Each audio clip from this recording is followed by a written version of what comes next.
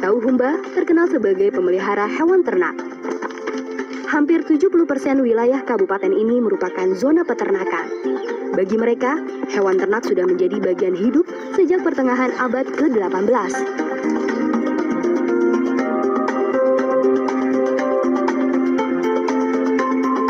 Kaum lelaki Tauhumba harus mengambil hewan ternak saat memasuki usia dewasa. Inisiasi ini dikenal dengan istilah laku pamanganga. Proses tersebut dilalui untuk membuktikan bahwa sang anak dapat bertahan hidup kelak.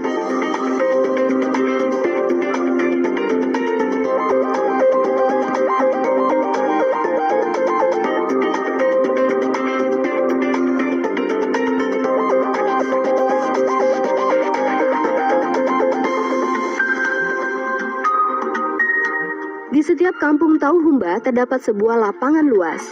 Di sana biasanya mereka melaksanakan upacara adat dan ritual-ritual yang berkaitan dengan leluhur mereka.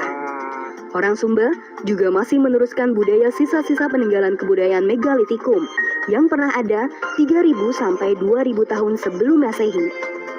Ini terbukti dari jajaran batu-batu besar tak jauh dari rumah mereka. Batu-batu ini adalah simbol persemayaman terakhir kerabat mereka yang telah meninggal dunia.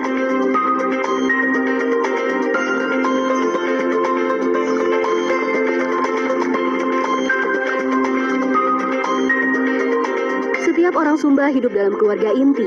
Mereka tinggal di rumah khas Sumba yang disebut Uma Bilik. Rumah yang dirancang menjadi 3 bagian. Bagian paling bawah adalah alam bawah sebagai tempat arwah. Sedangkan bagian tengah mewakili alam tengah sebagai tempat manusia. Dan bagian atas adalah alam atas, tempat para dewa. Kehidupan Tauhumba tak lepas dari tingkatan-tingkatan. Tak hanya rumah, strata sosial mereka pun terbagi atas 3 golongan. Golongan tertinggi adalah kaum bangsawan yang biasa disebut sebagai Maramba. Kelompok ini memegang peranan terpenting di berbagai bidang. Satu di antara mereka dipilih sebagai pemimpin yang mereka sebut tamu umbu.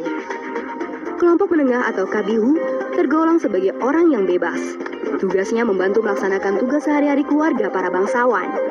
Sementara kelompok terendah adalah kaum Atta. Lapisan ini mengabdikan seluruh hidupnya kepada kelompok strata di atas mereka. Penggolongan strata sosial ini berkaitan erat dengan sistem kerajaan yang pernah berjaya di abad ke-17 sampai 18. Saat itu, Pulau Sumba pernah terbagi menjadi sekitar 38 kerajaan-kerajaan kecil. Orang Sumba menganut kepercayaan Merapu. Mereka percaya kepada sang penguasa jagat raya atas segala hal yang bersangkutan dengan kehidupan mereka. Maka saat hari panen yang ditunggu telah tiba, upacara adat pun dilakukan. Kabihu, seorang pemuka adat, merapalkan mantra dan doa kepada leluhurnya. Hati hewan kurban tanpa noda membawa pertanda baik. Menunjukkan keberhasilan panen kali ini akan menjadi berkah bagi seluruh warga desa Rende.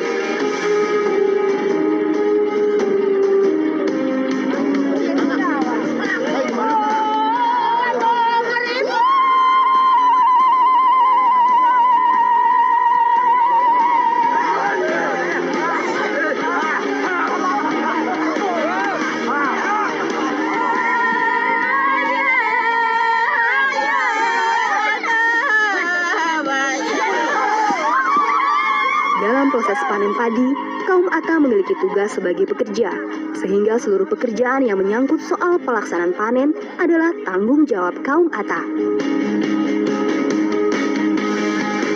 Sedangkan kelompok Kabihu merancang pelaksanaan panen dan mengawasi pekerjaan kaum Atta. Sementara para bangsawan, kelompok yang memiliki lahan pertanian, memantau panen yang sedang berlangsung.